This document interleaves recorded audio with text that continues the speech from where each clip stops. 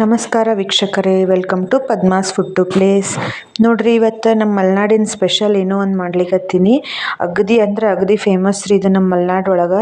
ಅದೇನಂತೀರಿ, ಅದ ನೋಡ್ರಿ ಹಲಸಿನ ಕಡುಬು. ಅದು ಒಂದು ವಿಶೇಷ ಸ್ವೀಟ್ ಆಗಿದ್ದಿಲ್ಲ ಇದು. ಭಾಳ ಅಂದ್ರೆ ಭಾಳ ರುಚಿ ಇರ್ತದೆ ನೋಡ್ರಿ.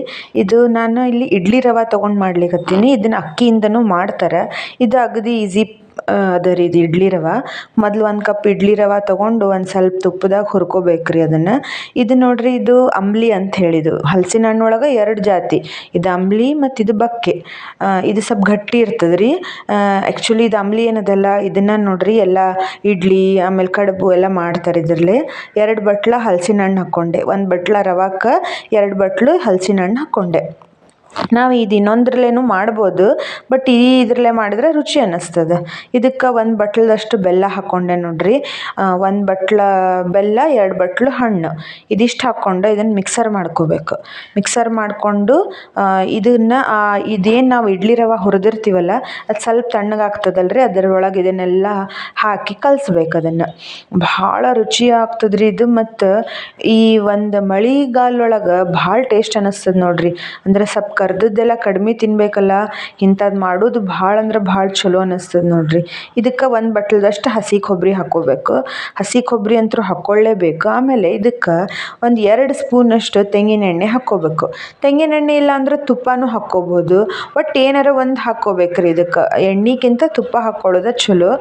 ಸ್ವಲ್ಪ ನಾ ಇದಕ್ಕೆ ಹಲಸಿನ ಹಣ್ಣು ಇರ್ತಾವಲ್ರಿ, ಅವ್ನು ಕಟ್ ಮಾಡಿ ಹಾಕ್ಕೊಂಡೆ. ಹಾಕ್ಲಿಲ್ಲ ಅಂದ್ರೂ ನಡೀತದೆ ಇದು. ಇದಲ್ರಿ 2 ಜಾತಿ ಒಳಗನ್ನೆಲ್ಲ ಈ ಹಲಸಿನ ಹಣ್ಣಲ್ಲೇನೂ ಮಾಡ್ಕೋಬೋದು, ಆದರೆ ಅಂಬ್ಲಿಲೇ ಮಾಡಿಕೊಂಡ್ರೆ ಭಾಳ ರುಚಿ ಅನ್ನಿಸ್ತದೆ ಇದು. ಇದಿಷ್ಟು ಹಾಕ್ಕೊಂಡೆ. ಆಮೇಲೆ ಇದು ಸ್ವಲ್ಪ ಬಾಳೆ ಎಲೆ ಇದಲ್ರಿ, ಬಾಳೆ ಎಲೆ ಒಳಗೆ ಮಾಡ್ಲಿಕ್ಕತ್ತೀನಿ. ಸ್ವಲ್ಪ ಇದನ್ನು ಹಿಂಗೆ ಮೆತ್ತಗೆ ಮಾಡ್ಕೋಬೇಕು. ಬಾಳೆ ಎಲೆ ಹಿಂಗೆ ಮಾಡಿಕೊಂಡು ನಾವೀಗ ಸ್ಟೀಮ್ ಮಾಡ್ಲಿಕ್ಕೆ ಇಡೋಣಂತೆ.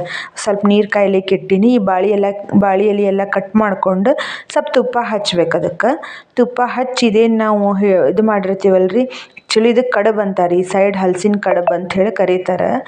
ಇಡ್ಲಿನೂ ಅಂತಾರೆ, ಕಡುಬುನೂ ಅಂತಾರೆ. ಇದಿಷ್ಟು ಹಾಕ್ಕೊಂಡು ಬಾಳೆ ಎಲೆ ಮಡ್ಚೋದು. ಇಲ್ಲ ಅಂದ್ರೆ ಒಂದು ದೊಡ್ಡ ಪಾತ್ರೆ ಒಳಗೆ ನಾವು ಬಾಳೆ ಎಲೆ ಇಲ್ಲ ಅಂದರೂ ಈಗ ನಾವು ಹೆಂಗೆ ಡೋಕ್ಳ ಎಲ್ಲ ಮಾಡ್ತೀವಲ್ರಿ, ಹಂಗೆ ಒಂದು ದೊಡ್ಡ ಪಾತ್ರೆ ಒಳಗೆ ಅದಕ್ಕೆ ತುಪ್ಪ ಸವರಿ ಇದೆಷ್ಟು ಒಮ್ಮೆನೂ ಇಡ್ಲಿಕ್ಕೂ ಬರ್ತದೆ. ಇದು ಬಾಳೆ ಎಲೆ ಅಂದ್ಕೊಳ್ಳೋಣ ಸ್ವಲ್ಪ ರುಚಿ ಹೆಚ್ಚಲ್ರಿ ಬಾಳೆ ಎಲೆದು. ಅದಕ್ಕೆ ನಾ ಬಾಳೆ ಎಲೆ ಒಳಗೆ ಮಾಡೀನಿ.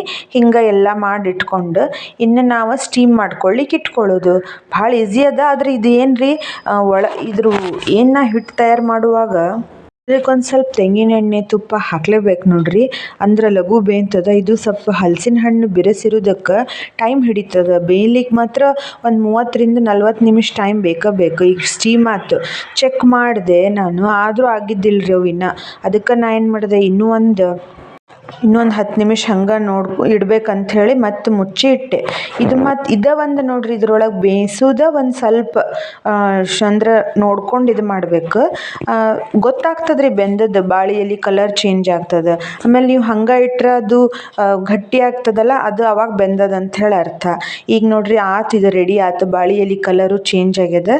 ಈಗ ಇದನ್ನು ತೆಗೆದೆ ನೋಡ್ರಿ. ತೆಗ್ದಾಗ ಒಳಗೆ ಮೆತ್ತಗೆ ಭಾಳ ಇರಬಾರ್ದು ನೋಡ್ರಿ, ಅಂದ್ರೆ ಅದು ಬೆಂದದಂತ ಹೇಳಿ ಅರ್ಥ. ನೋಡ್ರಿ ಈಗ ಹೆಂಗೆ ಕುತ್ತದಲ್ಲ ಇದು, ಈಗ ಹೆಂಗೆ ಗಟ್ಟಿ ಆಗ್ಯದಲ್ಲ, ಇಷ್ಟು ಹಿಂಗಿರ್ಬೇಕು, ಇದ್ರೊಳಗೆ ಇರ್ಬೇಕು. ಈಗ ಹಲಸಿನ ಹಣ್ಣಿನ ಕಡುಬು ರೆಡಿ ಆಯ್ತು ನೋಡ್ರಿ. ಭಾಳ ಅಂದ್ರೆ ಭಾಳ ರುಚಿ ಇರ್ತದೆ ಇದು. ಆ್ಯಕ್ಚುಲಿ ಯಾರಿಗೆ ಹಲಸಿನ ಹಣ್ಣು ಸೇರ್ತದಲ್ಲ ಅವ್ರಿಗಂತೂ ಭಾಳ ಲೈಕ್ ಆಗ್ತದೆ ಇದು. ನೀವು ಮಾಡಿ ನೋಡ್ರಿ, ಮಸ್ತ್ ತುಪ್ಪ ಹಾಕ್ಕೊಂಡು ತಿನ್ಲಿಕ್ಕೆ ಭಾರಿ ರುಚಿ ಅನ್ನಿಸ್ತದೆ. ನೀವು ನಿಮ್ಮ ಕಡೆ ಹಲಸಿನ ಹಣ್ಣು ಸಿಕ್ತಿದ್ರೆ ಹಿಂಗೆ ಮಾಡಿ ನೋಡ್ರಿ, ಟೇಸ್ಟ್ ಹೆಂಗೆ ಅನ್ನಿಸ್ತದೆ ಅಂಥೇಳಿ ನಮಗೆ ಕಮೆಂಟ್ ಮಾಡಿ ತಿಳಿಸ್ರಿ. ಯಾರು ನಮ್ಮ ಚಾನಲ್ ಸಬ್ಸ್ಕ್ರೈಬ್ ಮಾಡ್ಕೊಂಡಿಲ್ಲ, ಸಬ್ಸ್ಕ್ರೈಬ್ ಮಾಡಿರಿ. ಆಯಿತು ವೀಕ್ಷಕರೇ.